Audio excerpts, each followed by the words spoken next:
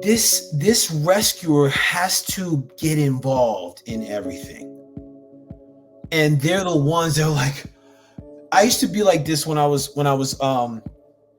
staffing like every other month, right? Mm-hmm. Because I felt like crap about myself. I would be self-sacrificing, like, I'm gonna staff every weekend and fail to address my life, bruh. Like, there would be times when I was going through a divorce and like, because before I was telling B, like, I had time with my son. I hadn't seen him in a while. I was like, great. And Brian was like, well, why? What's dude? Why haven't you seen him? Because one of the things was like, when I had my time with him back when he was younger, because I thought I was helping others so I can make a better world for him, I would miss some of my weekends, bro. Yeah. I gotta look at that shit. I did that because I was in that rescuer space, man. I was in drama. I was in some stuff with his mom, my former wife. So I like to be needed. I'm like, I gotta feel better about myself.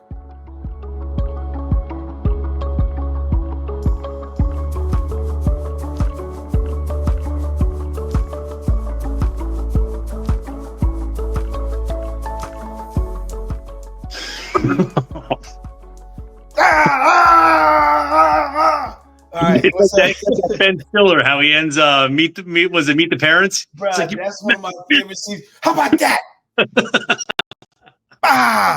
Yeah. So we just lost 5 subscribers. Yeah.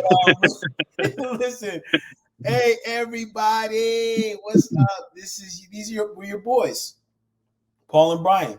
Brian, what's up, B? I'm living the dream here. Ready? I'm ready. Let's do this. Let's go. Listen, man, I got the George Jefferson cut. Look at you. Look, I haven't cut my hair, so hey, listen. You look dynamite. Dynamite. So, bro, bless up to PlutoTV. PlutoTV has been like, so I was so one of the things we're going to talk about today is those low points in life, right? So when I was going through a low point in life, my sleep was all jacked up. This was last week. I was watching Columbo on Pluto, and I noticed they had a whole bunch of the old TV shows, like Three's Company, the old Star Treks, Sanford and Son. I'm like, this is freaking great. This was freaking amazing. Childhood all over again, huh? Bro, I was a kid all over again. Watching the old Star Trek. I'm a Trekkie, bro. I don't know if we talked about this. I can't get into Star Wars or Star Trek or whatever. Yeah, right. I would. I mean, it's a cool following. I mean, like, a lot of people like it. Just never done it, man. Never been into it. See, I love the characters. Like, I'm a big I'm a big Mr. Spock fan. Yeah, big. Love that dude, man. Because I had pointy ears when I was a kid. I still got them kind of pointy. More of this one. You see how it's pointy? It was real pointy when I was a kid. They used to call me Dr. Spock. But anyway. Mm-hmm. Hey, so listen, everyone, welcome to the More Than Black or White Health podcast. As I mentioned, we are your hosts, Paul and Brian. Our intention for this podcast is to help you be an advocate for your own health and well-being. So regardless of who you work with, whether it's a naturopath or a general practitioner, whoever it is, our main intention here is to provide you with data that's going to help you be your biggest advocate to getting the well-being and the care that you need. And we've talked about a lot of different topics. And when we're releasing this, it's September is Suicide Awareness Month.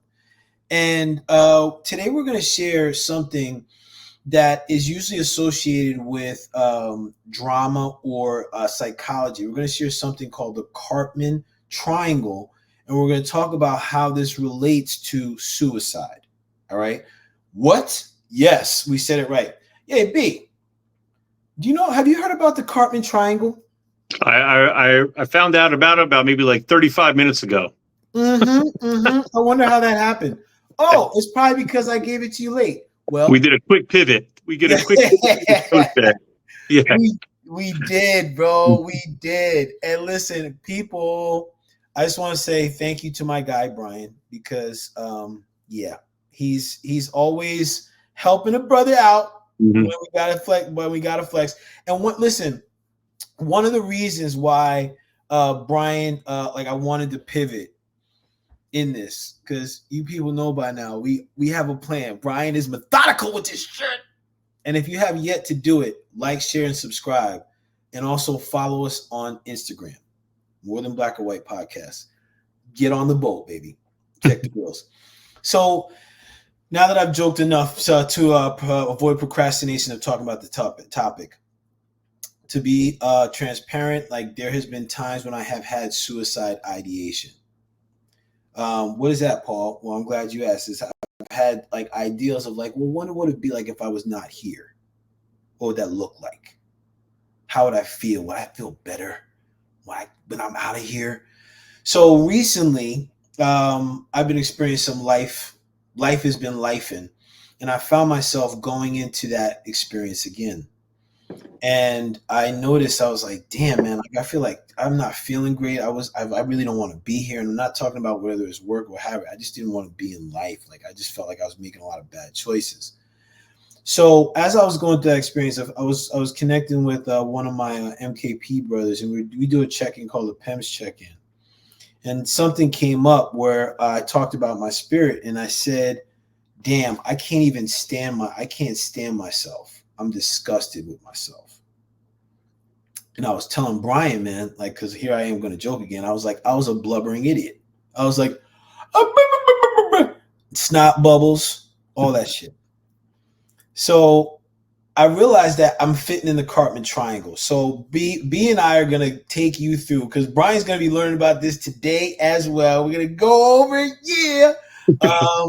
So I'm gonna open up this Karpman Triangle. I'm gonna share it with you. And guys, this is something that that usually is associated with psychology or drama or things of that nature. And this is what you're seeing here on your screen is the Karpman Triangle. Now, going through this here, and B, did I send you this one?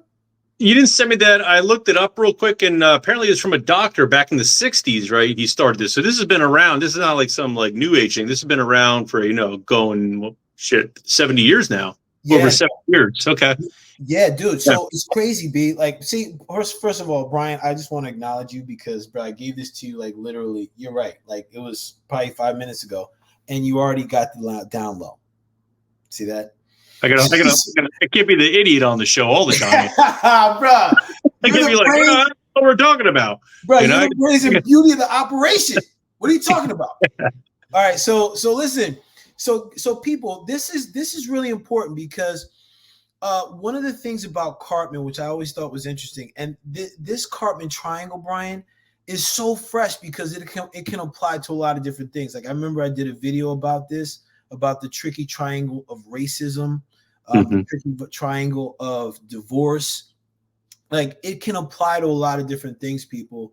And listen, I'm just going to tell people straight up, B, like some people are going to find themselves in this.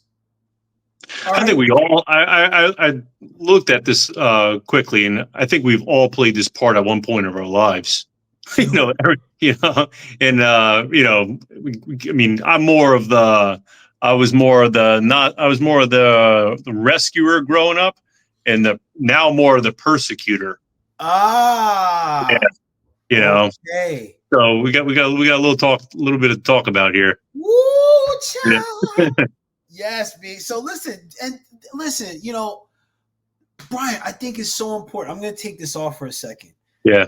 I think it's really important that we're talking about this because from the mental health perspective of well-being, I think it's important for people to understand where they can play a role in drama. And today we're focusing on the suicide perspective, which our intention here is to provide some light to people who may be going through a really tough time, and to take a step out and look at stuff. But B, I agree. Like I think everyone fits in this at some point, bro. Like sure. What the dude talked about is brilliant. So listen, without any further ado, let's go into some of these. And I'm gonna, as we explore each of these here, what I'm going to do is I'll talk about how like it fit into my suicide ideation, right? So the what I just that part that I just told you, be in audience, that part of like, yo, I feel like shit about myself. I'm disgusted with myself. I make the worst decisions in my life. Look what I did to my kids. So all this stuff, the victim is there's no value for self. Poor me. Like, why is everything happening to me? And Brian, by the way, you and I have been, I think in several of our podcasts, we've talked about, that I can recall, we talked about turning the victim into the victor. Yeah. And chances are, man, B, there's a lot of, dude, do you know some people like this? Victims? Bruh. Let me list all my exes up there. Jesus. Okay, first of all, that'd be like a slideshow for like 70 pages. Yo, B, you crack me up, and I'm so happy that we got your reaction on video because you're like, what? No, but I think this is a lot of people. I think there's a lot of people they want to be somewhere. I mean, I was joking a little bit, but a lot of people, they want to be somewhere, and when they don't get to that point, or it's a struggle for them to get to that point, they don't like to look inside or take the blame or take responsibility. So they look for external things that kind of push on, oh, it's got to be this person, it's got to be this situation, or blah, blah, blah. So, yeah, I think, and we've all played before. We all get down. Life just beats the shit a couple times. And, I give myself about a 10-second pity party every time something bad happens to me. I'm like, all right, tighten up this belt, pull up those pants, and let's get work done. Let's get it done. Brother, yeah. So many gems here. I want to pause and dissect some of the things that you just said. So yeah, there's a lot of people that play this, and free of being and I are gonna bust chops, bro. If you've been a subscriber, you already know how we do, and if you're just coming here, this is how we do. All right, so. And, we'll joke around. And again, it's judgment free. And as Brian said, we all experience this at some point. I see, Brian, it's interesting. I see this at a point as like a survival mechanism. It can be very easy to look. They did it to me. Yeah. It can be so freaking easy, people. Yeah. Like, I think it's the ego's way of protecting itself. Yes, brother. Yes, brother. Rather than taking a responsibility or being accountable for something and acknowledging, like, well, okay, like, yeah, I did that, but all right, we all make mistakes. And I think that's the part that where we, and there's also a golden part of the Karpman Triangle. Maybe we'll do that on part 2 or talk to that a little bit in this. But one of the things that Karpman mentioned is part of getting out of the triangle is to step, like, rather than move within, like, around the triangle, is to step out of it or to step away from it, because now I can get to see a situation for what it really is. And I think that plays into what you just said, Brian, about having that, okay, I'm going to have my pity party for a minute, 5 minutes, 10 minutes. Okay, I'm going to have my pity party today. I'm going to eat freaking acai bowls, or actually acai bowls aren't really that bad. So let's talk about, like, I'm going to eat fudge brownie sundaes and Wendy's double stacks and watch Netflix all day. And tomorrow I'm getting back on my shit. I don't know. However you do it is however you do it. The key thing we're talking about is be free of staying there. Okay. So when we talk about the victim, this is where I started off this part of my suicide ideation. So from the suicide perspective, this is what can happen a lot. Because listen, men are 4 times more likely to commit suicide than women. And one of the things I think is a concern in our society is that people can play the victim, and also people can quietly play the victim, which can really lead to more of the suicide ideation. So people pleasing or constantly giving yourself over, that contributes to a low sense of self-esteem or low value in self. So it can be one of those things that, oh shit, like, and listen, I can put on a really good face, but there's times because of past decisions I've made, I can really feel like crap about myself. So again, one of the things is most people won't see it because I could be like, okay, I had this thing and I'm going to find a way to get out of it because I don't like staying here. So fuck this shit. And yes, we curse on here if you're new. Now, one of the things I recognize is that once I want like within this, the whole triangle is the suicide ideation. So on one part of it, I was the victim. Like I feel like crap about myself. Then I recognized there was the persecutor version of this part of suicide. So, Paul, let me ask you a question while we're in the victim. What things, like for you personally, what triggers you as a victim, or that triggers that victim mentality? Or what do you see in people? Is it like, money? Is it like significant other? Is it job? Yeah. What would you either personally, or what do you see in most people? Yes, and yes. So yes, it can be my financial situation. So while I do have a full-time job, I have some other things that are entrepreneurial endeavors. So like, for example, while getting certain things off the ground, or like having private clients, like if there's cash flow or a client misses a couple sessions, or if I have a project that I have to invoice and get paid, like while I know money's coming in, there may be a low cash flow. So it's like I may have to communicate with creditors, and there's a part of myself that feels an embarrassment. Like, oh, I hate to have to call you and say I gotta pay you 15 days later. You're still getting paid though, right? And it's not like they're like, no, you have to pay, or we're gonna send the police. They're like, okay, what's the date? You know what I'm saying? So it's like that mindset of feeling an embarrassment or feeling a low sense of worth. Yeah. Now, also, it's a look at like past mistakes. So I'm not sure if we mentioned it on here, but right now at the time it's recording, I'm in a paternity case. Like, so I found out like I had a kid. I thought I had a kid. So then I found out that kid is not mine. It's like it's like Michael Jackson and Billie Jean and shit, but real life. So I've been bottling a lot of that and processing a lot of like the loss. It's like I really like a son died. It's kind of fucked up.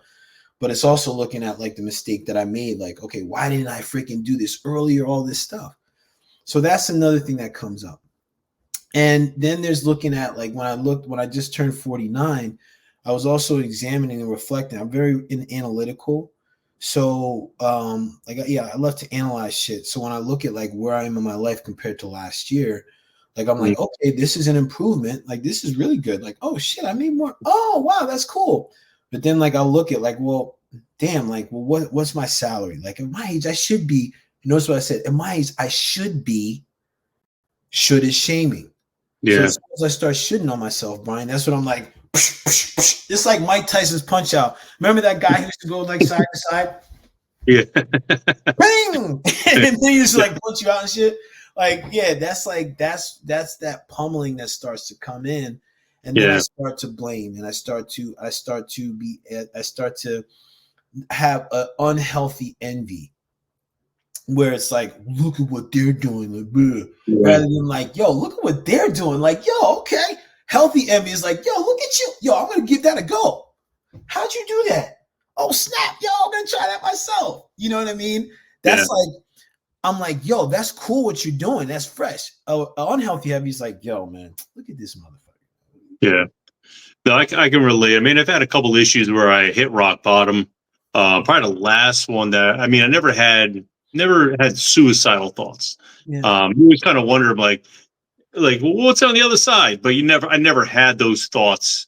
But I remember like being like, 31, being down in Florida, and I was running a bunch of gyms down there at a radio show on ESPN. Everything was going good. And within a matter of like weeks, everything just got yanked. All right. And I remember like working at what was it, LA Fitness down there, just trying to survive, trying to make money so I can like pay rent. Yeah. And long story short, I moved back. I drove a U-Haul back up here, my car on the back. Literally had like $300 to my name, and I was living on my sister's couch for like a good month before Lifetime rehired me again, because I was originally at Lifetime, and then I took about a year and a half off to try to make it on my own down there. But what you said really resonated, because it was like you look and you kind of like do you look at yourself in the mirror, and it's like, I'm 31, like I have $300 to my name, like all my friends are graduated, they have kids, they have wives, they're taking vacations, and they're doing all this stuff, and like I can't even afford a dinner. Like I can't even take a girl. Like I can't even pay. I can't even lease a car because I don't have a car payment.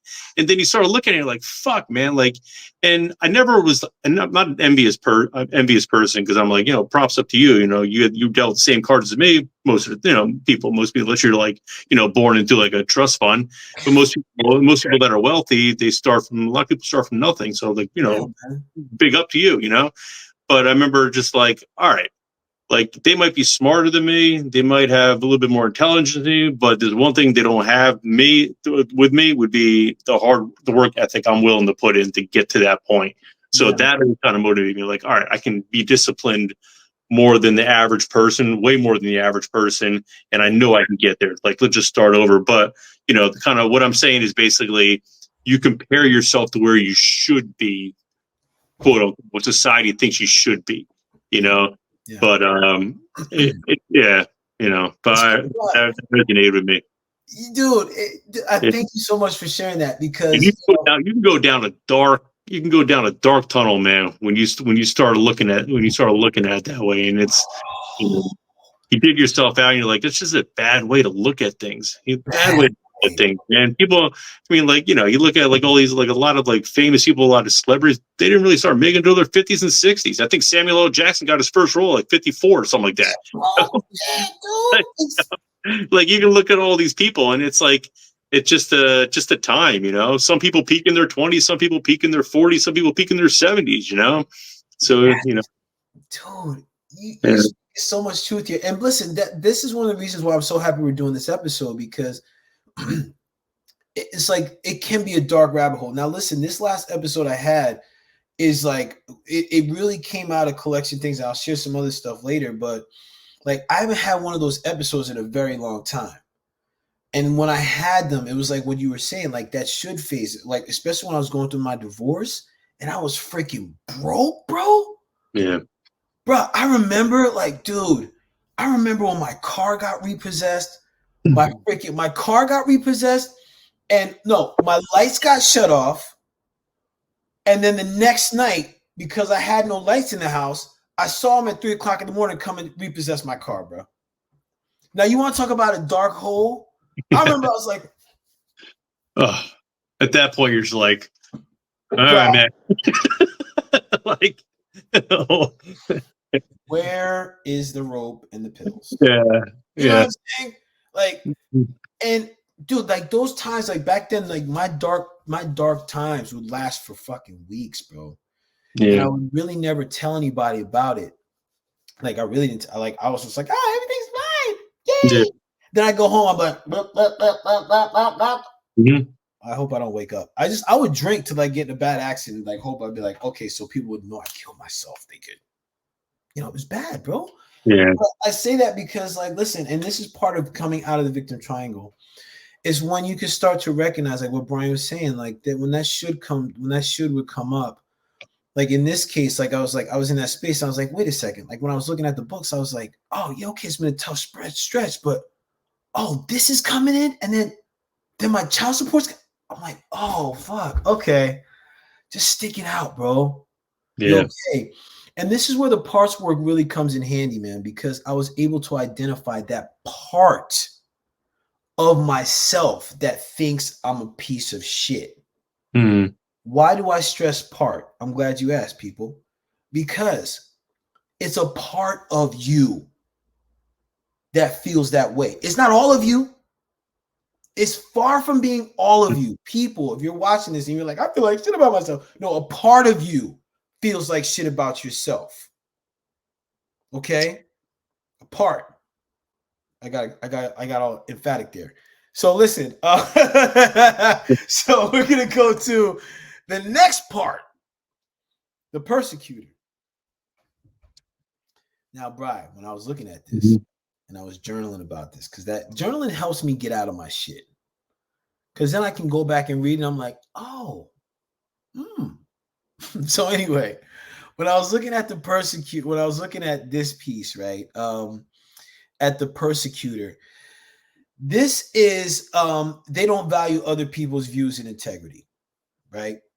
They're judgmental, bullying, demanding.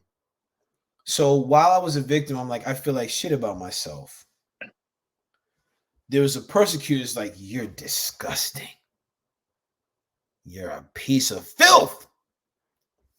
Now, in this case, this is when it can get really crazy for people that are having that suicide ideation, because they can take it a certain way. Like now, in this past episode I didn't experience this, but in past episodes I had, when I was like I was the victim, then I was like, well, you know what? If I get out of here, then these people will pay. And I would think about that specifically about like my former wife, like when I was going through some stuff with like alienation with my kids. Well, you know, if I'm not here, then they're gonna really miss me, those motherfuckers. So I'm using like a suicide ideation as a way to hurt another. And in the victim triangle, which whatever way it is, we can become a victim, and the victim can easily become the persecutor. So remember in the victim, we talked about like, oh, woe is me. And then that can turn into freaking anger, spite, bullying, judgment, like aggressiveness. Because now it's again, you're moving along that line of the triangle. And I'm still in the drama though, B. Yeah. And this is a dangerous part, because you know when it comes to, you know, I guess I mentioned when I used to have more intense, like very intense suicide ideation. And even when I've worked with men that have had suicide ideation as well, like one of the more common statements that I would hear is, well, I figured if I left, then they would miss me. And I'm like, so what would you, and I would ask, like, so, because that was a question I asked when I would come out of it. I'm like, well, what would that benefit? Like, would it really? Yeah. You know what I'm saying, B? Like, come on. Like the saying, biting your nose to spite your face. Exactly. Yeah. Exactly. It's interesting because when I said in the beginning, I'm like, I used to be the rescuer, now I'm the persecutor. I read the persecutor wrong.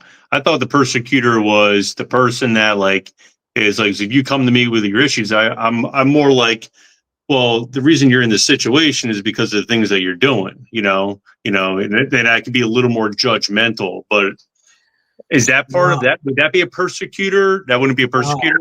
No, okay, all right. like, I don't know what the hell I'm talking about then. Okay. Yeah, no, well, that's why we have the show. Yeah. Okay.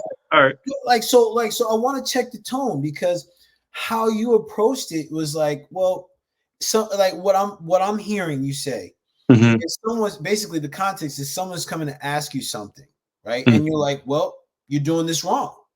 Yeah. That's free of being judgment. Like if someone asks you something specifically and you're seeing that the path that they're taking is incorrect, it's wrong. Yeah. Like the right way that for you, like when we, and even if you go back into the archives, we even talked about things like metabolic type diet. Because how you may be eating may be wrong for you. B, what this is talking about is, this is looking at like, I'm gonna make you pay. Yeah. Oh, you, and it's like, it's that judgmental, it's like, look at you, piece of shit. Now that scenario, B, if someone came to you and they're like, hey, I'm like 20 pounds overweight, and you're like, well, you're a fat fuck. That's a persecutor. All right. Do you hear the distinction? Yeah. That makes sense. Yeah. Instead of being like, well, maybe you should try this and this and this and stop doing X, Y, and Z. That's, I get it. You see what I mean? Yeah. So, and that's what brings the drama, because you talking, the first way you mentioned, Brian, you're talking to someone like that, that's more consultative, right? So it's like, oh, all right, okay, so what do you suggest? Now we can have a conversation. Yeah. If I'm coming to you and like, you're a fat F, now I'm gonna have defenses and I'm gonna start to feel like crap about myself. Yeah. You see? So it's and this is the thing, especially when it comes to drama, and things like this, it can be very easy for people to slide into this space, and it can be spiteful and hurtful and can create lasting damage, man. Like, listen, people, take it from me as a man that has gone through divorce, and being in that victim triangle, B, I've been the persecutor. I have, just like how we started off the show, I was like, it was like Saturday Kung Fu on this piece, bro. Yeah. You know what I'm saying? I'd be curious on what you think about, like, I mean, you've probably done more research on this, like suicide and everything like that. Like, so do you think there's like phase, like somebody play the victim role, be like, oh man, I'm a piece of shit, blah, blah, blah. Yeah. And then they go into and then they finally do the suicide with the mindset of like, I'm going to get even with them. Yeah. You think that's kind of like the final stage in your, I or you think think it could be like a mix of, I mean, I'm sure there's a mix of both somewhere in there, but I wonder if there's like, playing the victim role, then I'll be like, I'm going to show them and whatever they do. Yeah, I think it's it can be a combination, or it can be a specific component of the triangle. Yeah. Like, for example, like someone that's like, I feel like crap about myself, I'm better off not here. That's the victim. They could stay there, right? Mm-hmm. Now, and stay there, and then end their life. Or they can move into the persecutor and be like, you know what? I'm going to make them pay for treating me the way that they treated me and making me feel like crap. Do you see how that it goes phase, boom? Yeah. Victim, persecutor. Now, it can be the persecutor. Like, now when if you look at like mass shooters, right? Yeah. That's a suicide. Yeah. Yeah. And they're in a persecutor mind state. Yeah. Right? Because like, think about the mass shootings at schools. And listen, if this is sensitive, like, we apologize. And it's good for us to have conversations about this, because this is something that impacts our society. And Brian didn't get in this to fucking bullshit you. Okay? We came in here to tell you some truth so you can live your life differently and live your life fulfilled. So it's important that we talk about these things. When we look at that victim that persecutor phase, when they're just in that, Brian, that's like, I want to make someone pay for talking to me that way. Yeah. You see? And they say, well, I'm going to go and do this to these students in the school, knowing good and damn well I'm not getting out of there alive. You see what I'm saying? So it can really go either way, man. It really is wild, man. It's wild. Great question too, bro. Great question. Now, this was an interesting one, right? When we just looked at the persecutor. Now there's another phase of this called the rescuer. Okay. And bless up to the listening partnership. I just want to acknowledge, give credit where credit is due. This is where I got this information. This is where I got the website. Now, this was an interesting one for me, right? Because this, Brian, and this is crazy, but the rescuer part of this last ideation that I had was, I recognized there were two phases to the rescuer. The rescuer is the one that will actually say, hey, I want you to get comfortable. Yeah, you shouldn't have to feel this way. Yeah, let's get out of here. Let's get out of here. Let's get comfortable. Let's end the life, go to heaven, or just be free of this pain. Now, someone could say, okay, you're right. Now, again, I just experienced like a man that had gone through multiple, through this past weekend that I was just on. You know, there was a man, I experienced a man that had made attempts to do things to himself. Okay. And one of the words what I heard him say was something that I had experienced in the past as well. Was like, yo, man, I could be more comfortable by getting out of here. Now, Brian, here's the interesting thing. There can be two routes. It could be the quick route, like just get out of here, or the slow route where it's like, I'm just going to feed and eat myself to oblivion and to disgust. Okay. You and I have talked about eating patterns, how we eat. Even like when we have a detox episode, we'll talk about that. But that was something that I'm more prone to do as the rescuer in that part. Like, I'm going to treat myself like shit. I'm going to drink every freaking night, smoke several times a day, freaking go fornicate promiscuously, and just do whatever to slowly kill myself slowly, hurry slowly to kill myself. Right? Yeah. You see, so now this was the interesting part about this one, Brian, and this one I was writing down my journal. When we did, now people, this is we're giving you a little preview because again, this is a little switch. But we did an interview with someone from the Michael Newton Institute about this book called The Journey of Souls that you guys are going to see in a couple of weeks, man. Great episode, great interview with Idrani. We love you. You're awesome. But Brian, what was going through my head is The Journey of Souls. I was like, dude, if I get out of here, I'm going to go to the living. I'm going to go to the soul waiting room, bro. I'm going to get to pick a new life. Okay, I'm probably going to have a different obstacle, but that doesn't matter. Yo, I'll come back, baby. I could be a descendant of Michael Jordan. You know, like, I don't know. Come back with the same issues that you happened in the first place. And see, bruh, now watch what you just said. Yeah, it's like if you don't pass first grade, guess what happens? You take first grade over again. You know? Now, B, what you just did was perfect for stepping out of the triangle. Yeah. Right? Because now it's like, okay, I come back this. But like, bro, you can come back in the same thing because what's one of the things in the soul journey, especially as I was writing, I was like, bro, if I didn't learn the lesson, I'm going to learn it another way. Yeah. Right? So that's starting to step out of the victim triangle because people like that's the thing with the rescuer too. A rescuer can appease you at the moment. Like, yeah, you're right. Yeah, okay. Oh, you want to eat that cake? Because you feel like, go ahead, I'll eat the cake. Or it's like when parents, like a kid's crying, like, I want my Nintendo, or I want my phone. Okay, here, baby. Like that pacification is a rescuer in a drama triangle. Yeah. You see what I'm saying, B? So it's very slippery, man. Now, when it comes into with like just drama in general, this rescuer has to get involved in everything.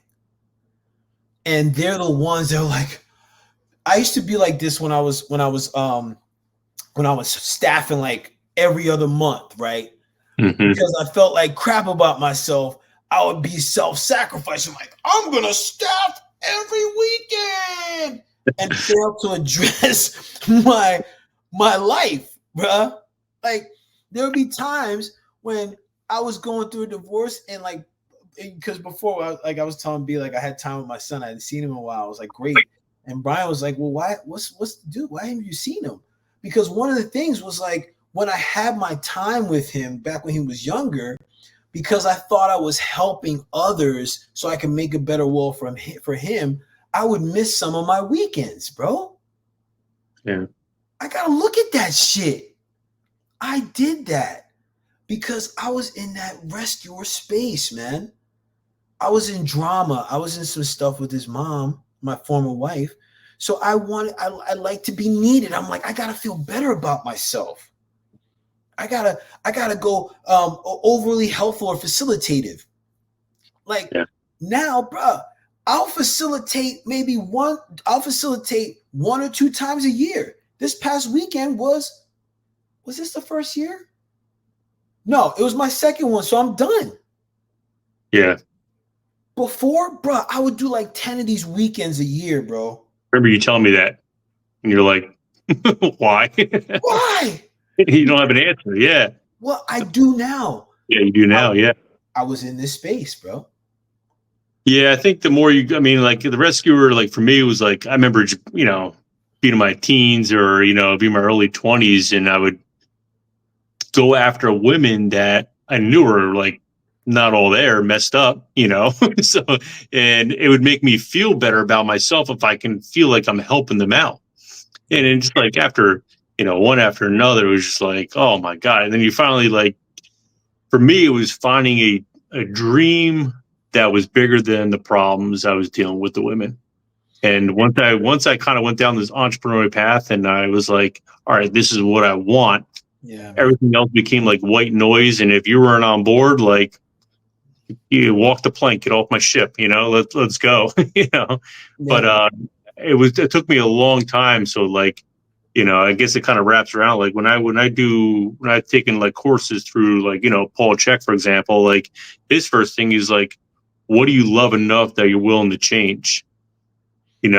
So like, what do you want to do in your life? Whether it's you love traveling, or you love, your significant other, you love your kids, or are you willing to make that change? Find something that's bigger than your crisis. Because when you have a legacy, when you have something to shoot for, you don't have crises. You have issues, but it's not a crisis. I think that's it's tough to find. Sometimes people don't know what they want, but yeah, just like going through life, like I mean, I've always been like entrepreneurial, and I've gotten into business with a lot of people, and I knew they weren't good, but I was like friends with them. So I was like, don't worry about it. I'll take care of this. I'll take care of this. And it just put more stress on myself, knowing that I'm doing 99% of the work. Yeah. But after a while, just doing it, you're just like, all right, fuck it. Like it's not worth it, but I think everyone kind of goes through that phase at one point. Yes. Just a mental, emotional, spiritual immaturity that you kind of gotta, what's the word I'm looking for? You gotta kind of develop out of or evolve out of. Yeah, and B, part of that too is like another episode we got coming. That's part of this applies to initiation, bro. Yeah. You know what I'm saying? Like this is how this plays in. And people, I think it's important. If you find yourself in a space where you're people pleasing, okay, you take a look at this, because that people pleasing is the rescuer. Yeah. Like to be needed, overly helpful, prone to meddling unnecessarily. Yeah. You know what I mean, bro? We talked about this one episode. Everyone's like, the whole like I was reading a book on a psychologist, and he was saying it's like when you're a people pleaser, like just say you're in a relationship and everything always balances out. Yeah. So you have somebody that's so much drama, and it just weighs you down. There's equal amount of drama that's in you to kind of balance the scale out. You can't have one or more of the other. So for me, if I'm dating a fucked up girl, back in my 20s, right? Newsflash, I was equally that fucked up. Bro. If I'm in a shitty situation, I am now, or I'm not one now, but if I'm currently in a shitty situation, that means there's equal amount of shit that's in me that's putting me in there. The universe is always kind of mirroring you back and forth. Like it's always going to tell, like you can tell somebody's, what their internal thoughts are just by their external environment. It's that simple, Brother. Yes. Yeah. You know what, B? It is that simple. It is that simple. The key factors, willingness and action. Yeah. Awareness, willingness, and action, right? 3 factors. Yes. Uno, dos, tres. Thank you, Duolingo. Look at you. Counting the 3. I'm on 198 right now, son. Good for you, man.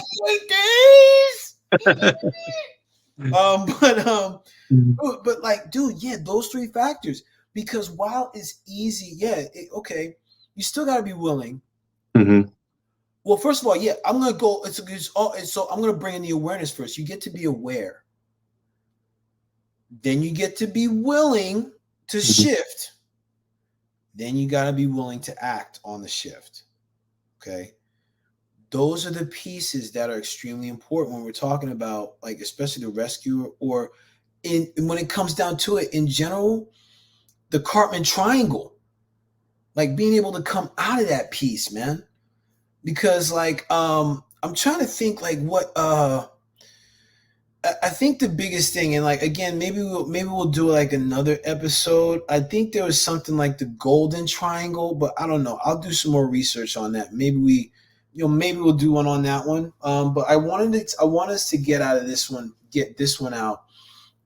I wanted to stress, like, they talk about, if you're experiencing any suicidal thoughts, to call, to dial 988. So that's one of the reasons, like, you'll see it running across the bottom of our podcast. Now, again, in alignment, as we start to wrap up, in alignment with what we do here is we want to talk, we've shared this throughout, but like really want to highlight again, like some of the things that you could do to help yourself get out of that suicidal ideation or the drama triangle. And just to reiterate, just coming back to we're coming back to the victim. I'm working on my singing too, victim. By the way, on a side note, one of my goals next year, B, is I'm going to pick up music again, and I'm going to start playing the saxophone. All right. Yep. Started a little. I started a little savings fund. Okay. $5 from my paycheck. I'm sure that your neighbors will love that. Oh, they're gonna love it, bro. Look, man. Hey, man. But I don't know if you definitely don't know. I played saxophone for 15 years, bro. Okay. I was no joke. I used to play the heat is on. Yo, bro. Yo, that was a good, great song. Bro, yeah, Glenn Fry, baby. Fry, all right. So yeah, dude, I was nice with it. But I don't know how I got into that. I was really excited to share. But anyway, dude, so let's come back to this, right? So let's look at, we're talking about the victim, okay? This is that part. If you're experiencing yourself as the victim and you're beating yourself up, first of all, stop saying stop shoulding on yourself. Okay? Stop. One of the things I think one of the, even if right now you're not in this, you are free of being in this victim stage, one of the things that Brian and I think is important is to have a good connection with someone that you care about. Like Brian and I, we've been talking the pregame, like, Brian and I will text and stuff like that. And we're like, man, F that, man. Yo, we're going to call each other, man. Like, so I hear your voice, you hear mine, like, So the reason why this is beneficial is like if I had that, if Brian and I were doing that before, I think Brian would have heard something in my voice. He'd be like, yo, what's up, man? Because I know when we get on these calls and I'm feeling funky, Brian's like, where's my eye? He's like, I see you, Paul. What's going on, man? So have a tight group, okay? Because like Brian and I said, there's going to be times you will feel like the victim. You will be down on yourself. This is life. This is growth. If you go through life and you're free of any kind of agitation or trigger or activation or feeling like you're a piece of crap, you're not growing anywhere. Yeah, you're not doing anything. You're not. That's a boring ass life. Boring, bro. Boring, boo boo. No. So that's it right there. That we're gonna keep it super simple. Okay. So we can wrap this thing up because I listen, Brian's wife is already angry with me and we do not want more of this. Okay. He's not people. Yeah, I want to be able to go over Brian's house and not worry about his wife give me the side eye and hit me with the kung fu. So I'm gonna get him out of here quick. So listen, so the persecutor, okay. B, what would you say with this one, man? Like, how would you recommend? Like, let's kind of think about this, bro. And I feel, my apologies, I failed to ask you about the victim. If you have some thoughts about it. I think all these, we talked about some past episodes. Everything stems from two emotions: love or fear. So all these emotions are coming from a place of fear. What's that fear? Maybe it's inadequacy, like you can't, you're not living your potential or something like that. Yeah. Whatever it is. But I feel like, like we talked about this in the past, like you have a set of skills that no one's ever had. It does have and will ever have. Don't let them go to waste. Find something that's going to empower you. Whether it's like when I'm going through tough times, and I'm like, all right, man, this shit sucks. But when I have a kid one day, or if I come across somebody, I can maybe share my story, and that'll help that person, which will help another person.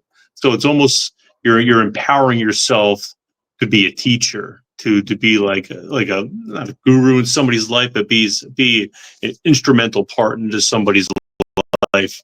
Yeah. And we talked about this a little while ago too. Like you decide to take your life, man, with what we just did with doing the recording with Indrani, like you repeat the process over again. You're going back to the first grade. You're gonna come back and you're gonna do it all over again. And so it might even be harder. You got to kind of like, you got to know, like the universe has your back. You're not alone, man. Like the universe has your back, and it takes a lot to get to that point of like practicing meditation and realizing like you don't breathe. The universe puts breath into you. There's water out there so you can drink it. There's food out there so you can eat it. We don't have this stuff.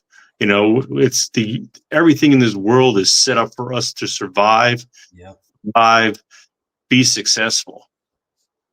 So you need to know, like, that little part of your brain, like Paul talked about, that part, not everything, that part, your ego is such a significant.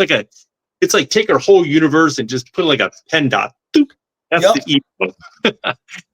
in a vast ocean. That little part, don't let that control the outcome.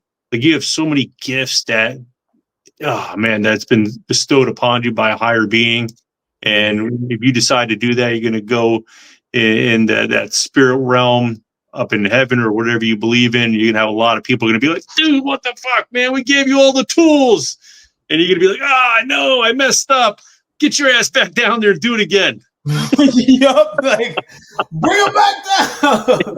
Rewind. It's like that Great Adventure slide. Go right down there, do it all over again, But bro, I love it. Yo, it's so true, bro. It's so true. I'm really excited about that Indrani episode. That episode was dope. We have some fresh episodes coming up, man. Wow. I'm just like reflecting on that. Yeah. Brian, thank you for that, man. So here, what I was hearing Brian say is like, recognizing, especially as a persecutor, man, there's gonna be you're gonna have, where's this coming from, man? The chances are, if you're looking to persecute someone or you're being aggressive or judgmental, it's coming from a place of hate or anger, like especially that anger. And chances are, probably 10 times out of 10, there's something underneath the anger. Anger is more defense of something that's more sacred, something in there. That could be sadness, that could be something else. But like, really take a look at that to help yourself get out of it. When it comes to the rescuer and that people pleasing, right? That one right there, ooh-wee. If you find yourself rescuing, what, like, I see this be, I'm curious what you think about this. I'm curious, like if you find yourself rescuing, like, what do you really get out of it? Yeah. To be liked, and what's the, like, this is like where I think it's important to have a good friends or like or have like a group to be like really challenge you to ask you the hard questions that you may be failing to ask yourself.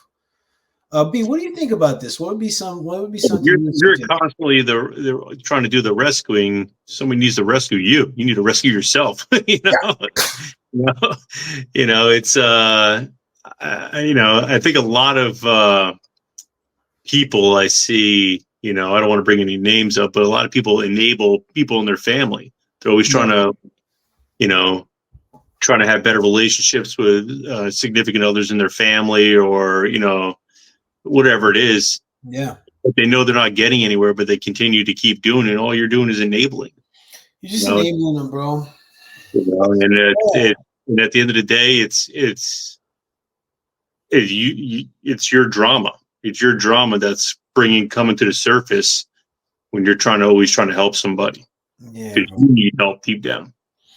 Dude, it's interesting, man, because you mentioned, I really like what you talk about with the enabling piece, because I think that's where it's like, in the moment, it's very easy. It's non-confrontational. It's like, and again, it's almost like, I think that this is really going to help them, which is what was the one they said, like, over helpful and facilitative, right? So that piece can be very interesting, because while I'm thinking I could be helping someone, I could actually be hurting them. Yeah. It's Yeah, one of the things I sorry to cut you off. Okay. One of the things I got when I was doing courses and everything like that to try to like help people coaching is you never give them the answer. You always ask them questions, and let them kind of figure it out themselves. Because if you always give them the answer, you're enabling them. Yeah. They're always going to come to you and always look for and it disempowers them because they don't have the answers. Yes. And I worked with a couple of coaches. Like I would have a question and they would come back to me with like 6 or 7 questions, and I'd be like, "Oh, yeah, okay, I have the answer to that." Like the whole time you had the answer. Yeah, dude. Well, it's so interesting, right? Because one of the things when I'm on these weekends, like with All Kings, and even when I used to staff or you have to do weekends with MKP, they were very particular about not rescuing a man. So when we're in these circles and it's intense and men are freaking, like sharing their stuff, and they start crying. Some people have to say, "Oh, it's okay." No, stop that. Let them feel that shit. Yeah. Don't give them no tissue. Yeah. No, let them feel that piece, man. Yeah. Let them feel it. And even when we go facilitate people, and like they're going through their process, they're going through like their like we take them through their hero's journey to address their shit. We're like, okay, so what's this? Where are you feeling it? Blah, blah, blah, blah, blah, blah. What do you see? Blah, blah, blah. It's not just like, hey, you're this. You can be. No, man. No, bro. You got the answer inside. I'll stay here all damn day until you get that shit for yourself. I keep asking you damn questions. Yeah. Right. Again, this is where a supportive cast comes in. So bless up, man. Woo, B. This was good, man. Bruh. This was good. Thanks. Good pivot. Huh? Good pivot. I don't like to come unprepared, but good pivot. Thank you, brother. I knew you would like it, Billy Ray. I knew you'd like it. All right, bro. Listen, people. Thank you for being on this journey with us. We appreciate you. Listen, and Brian and I, we got some time coming up. We do our monthly planning. We're going in, man. Going in. We're very passionate about making sure you understand that you are your own advocate and whoever you work with. So we're going to be damn sure about being intentional about getting you tools that are going to support you in whether it's your mental health, your physical health, spiritual health, career health, all sorts of things, sexual health. Listen, and if there's topics that you're like, yo, why don't you mother who house talk about this? Well, write it in the comments, man. Send us an email. You see it in the show notes, damn it. It's in our YouTube profile. All right. So bless up. AP, any last words on this topic or something you got from here? Like anything you want to share with the people before we wrap up, man? Well, I think if anything, get the people's help. Like we talked about the 3 parts of the triangle, and I think the best way to help somebody is have them go outside the triangle, look in. So write in the comments like what things, because we've all been there before. We've all shit the bed. Some of us had suicidal thoughts. Like what things changed your perspective that put you, I wouldn't say in a better mood, but like took you outside the box where you can see the big picture. Or right in the comments, because those comments they'll help people. People will read those, and that'd be a good way to kind of share your knowledge and your past experiences too. So it's all about helping people. All about have a good unity with everyone, and spread the love. And so it is, and so it is, and so is. Like, share, subscribe, people. B, I appreciate you. Thank you for your flexibility this time, bro. Thank you for being willing to pivot, man. Yeah. Bro, love you, man. Bless up. Yeah, B, here we go, baby. See you next time. Like, share, and subscribe. All right.